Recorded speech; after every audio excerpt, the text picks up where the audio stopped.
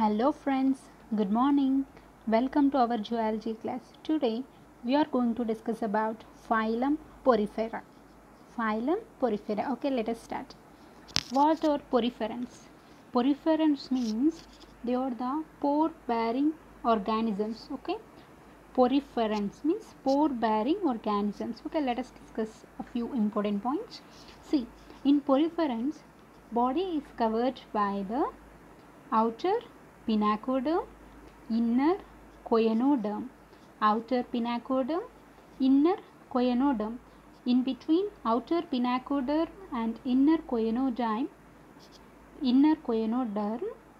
mesohyl is present. Okay, the body of the poriferans is surrounded by or covered by outer pinacoderm, inner choanoderma.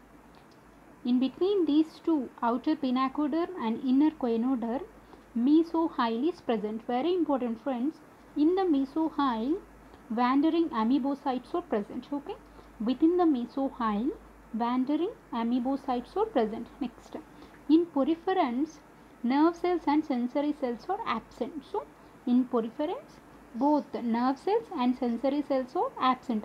As these nerve cells and sensory cells are absent, coordination of functioning of various parts of body is absent. Okay, as nerve cells and sensory cells are absent, coordination of functioning of various parts of body are absent. Okay, let us discuss the classification. Okay, the phylum Porifera is classified into three classes. Okay, Calcarea, Hexactinellida, Demospongiae.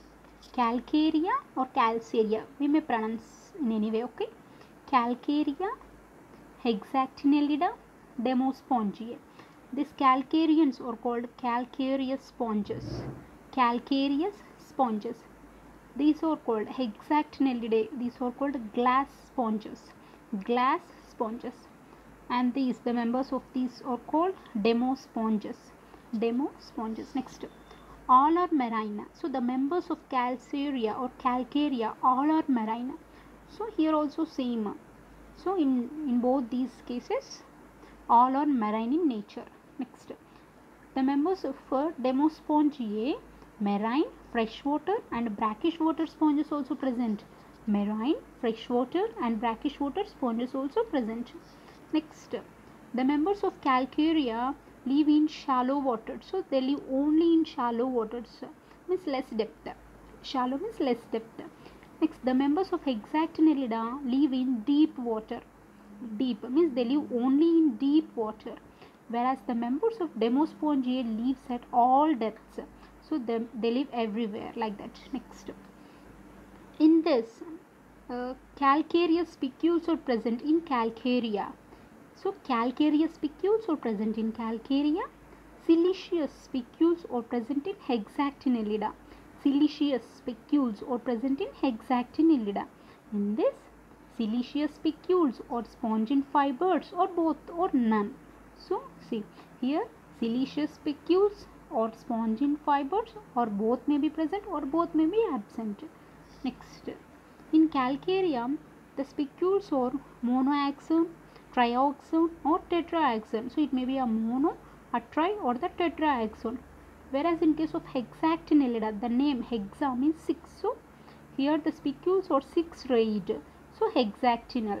Next, here 6-rayed spicules are absent. So in case of Demospongiae, 6-rayed spicules are absent. Next, the larva. Okay, in Calcareans, the larva is Coeloblastula and means or Amphiblastula, anyone. Okay, Coeloblastula or Amphiblastula, whereas the larva in Hexactinellida is Trichimella. Okay, Trichimella. Next, the larva in Demospongiae is Parenchyma or Parenchyma, like that. Next, let us see some examples of Calcarea: Clathrina, Leucoselenia, Schispa or Cycona. Okay. Next, examples for Hexactinellidae or Euplecta or Euplectella. Euplectella is also called Venus flower basket. It is important to remember even these names. Okay, Euplectella means Venus flower basket. Next, Hyalonema means glass rope sponge. Hyalonema, it is also called glass rope sponge, like that. Next, examples for Demospongia. Cliona means boring sponge. Cliona means boring sponge. Spongia or euspongia, these are called bath sponge or bath sponge. Okay, spongia or euspongia, bath sponge or bath sponge. Next, spongilla means freshwater sponge.